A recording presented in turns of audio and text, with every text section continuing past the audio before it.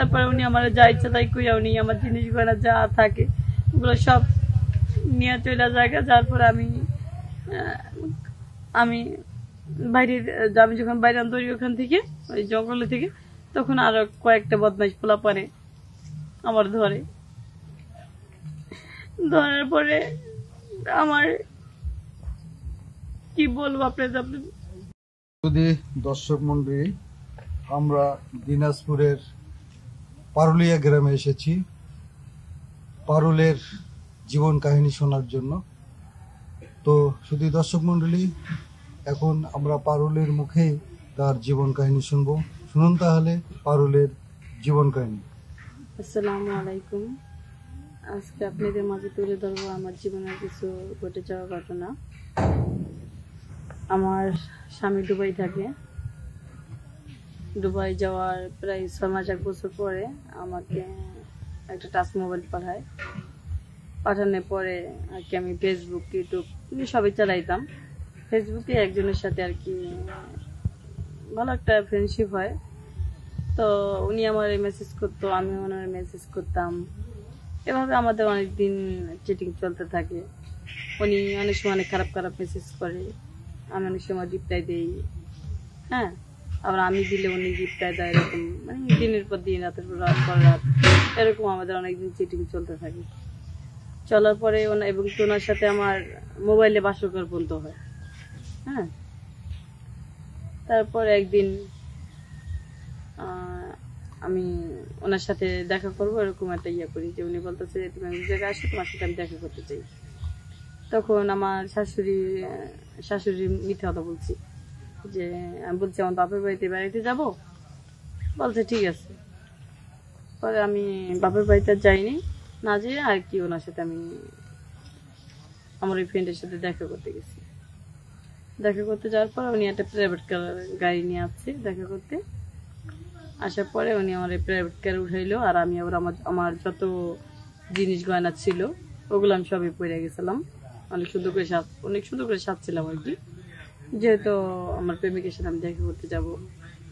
হ্যাঁ, বন্ধুর সাথে না? হ্যাঁ, বন্ধু প্রেমিকা দুইটাই মানে আর কি। হ্যাঁ, ভালো বন্ধু তো প্রেমিকার মধ্যেই চলে গেছিলাম। তো দেখা করতে যাই অনেক সুন্দর করে সাজি আর কি। ওদিন আমার যত জিনিস গয়না থাকে, হ্যাঁ, ভঙ্গি পাল্লা থেকে অনেক সুন্দর করে সাজিয়ে আমার সবাই দুবাই থেকে টাকা পাঠায়, ওই টাকাটা সাজি। তারপরে আর কি ওনার সাথে দেখা করতে চাই। যাওয়ার পরে উনি আমার একটা প্রাইভেট গাড়িতে উঠানোর পরে উনি যাইতে একবারে জঙ্গলের ভিতরে যায়। আমি বলছি আর কত দূরে যাবেন? বলছে এটা পার্কে ঘুরতে যাবো। হ্যাঁ, তো কথা বললা উনি আমার অনেক দূর একটা বাগানের ভিতরে নিয়ে যাবে দেখে। ওখানে মানে মানুষজন খুবই কম, আর বাড়ি ঘর নাই বলে চলে। হ্যাঁ, দু একটা লোকজন আছে খুব কম। তখন উনি আমার কি করে আমারে জোর করে আর কি যা করার করে, এবং কি আমার জিনিস গয়না যা থাকে, হ্যাঁ, ওগুলো সব নিয়ে জায়গা। আর আমার যা মানে ইচ্ছা মতো করে, জোর করে যা ইচ্ছা তাই করার পরে উনি চলে যায় আমার গলায় দিয়ে। আমি অনেক কান্নাকাটি করি যে আমার জিনিসগুলো দিয়ে দেন, আমার এত বড় সর্বনাশ করবেন না আপনি। আর উনি অত দেখা করার আগে বলছিল যে মাগার ফুলের গায়ে এসরা কাটার এসর আছে, কিন্তু তোমার গায়ে কোনো কাটার এসরও লাগবে না। হ্যাঁ, কিন্তু উনি আমার মিথ্যা কথা বললে উনি আমার এত বড় সর্বনাশ করছে। তারপরে উনি আমার যা ইচ্ছা তাই কইরা উনি আমার জিনিস গয়না যা থাকে ওগুলো সব নিয়ে চলে জায়গা। যার পরে আমি যখন বাইরে আন্তরি ওখান থেকে ওই জঙ্গলে থেকে, তখন আরো কয়েকটা বদমাইশ পোলা পারে আমার ধরার পরে আমার কি বলবো আপনাদের। আমার ইচ্ছা মতো যা ইচ্ছা তাই করে বাগানের ভিতরে। করার পরে আমরা 2 দিন পর একটা না ইচ্ছা মতো যা ইচ্ছা তাই করে বাগানের ভিতরে। করার পরে আর কি হ্যাঁ, পরে ওরা চলে যায়। তারপর আমি যে বাসা হাইটে যাব, মানে এরকম শক্তি আমার নাই। তারপর অনেক কষ্ট করে আমি গেছি। কোথায় গেছো? বাড়িতে আসছো? হ্যাঁ, বাড়িতে গেছি। বাড়িতে যাওয়ার পরে দেখে সবাই দেখে আমার চোখে পানি, হ্যাঁ হাঁটতে পারি না, জিনিস গয়না লগে নাই কে।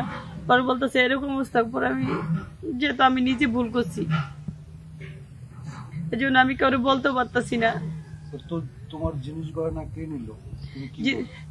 জিনিস গয়না যে ছেলেটার সাথে আমার ফেসবুকে আর কি মানে বন্ধুত্ব হয়েছিল, ওই ছেলেটা আমার জিনিস গয়না, তারপরে আমার জোর করে সবকিছু আমার কায়রা নিয়া। বাড়িতে এসে মিথ্যা কথা বললা নাকি? হ্যাঁ, পরে বাড়িতে এসা, কারণ আমি যেহেতু আমি অপরাধ করছি না, এটা আমি কেমনে বলবো। তারপর আমি বাড়িতে বলছি যে আমার ডাকাইতে ধরছিল, ডাকাইতে ধরে জিনিস গয়না সবকিছু নিয়ে গেছে গা আমার মাইদের করে, এই কথা বলছি ফ্যামিলিরে। সেজন্য কে দোষী? এই জন্য আমি দোষী নেই। আমার হাজবেন্ড অথচ আমার জন্য কত কষ্ট করে ওই বিদেশে গেছে, টাকা ইনকাম করে, সেই টাকাটা আমি ফুর্তি করে বেড়াই। এর জন্য দোষী কে?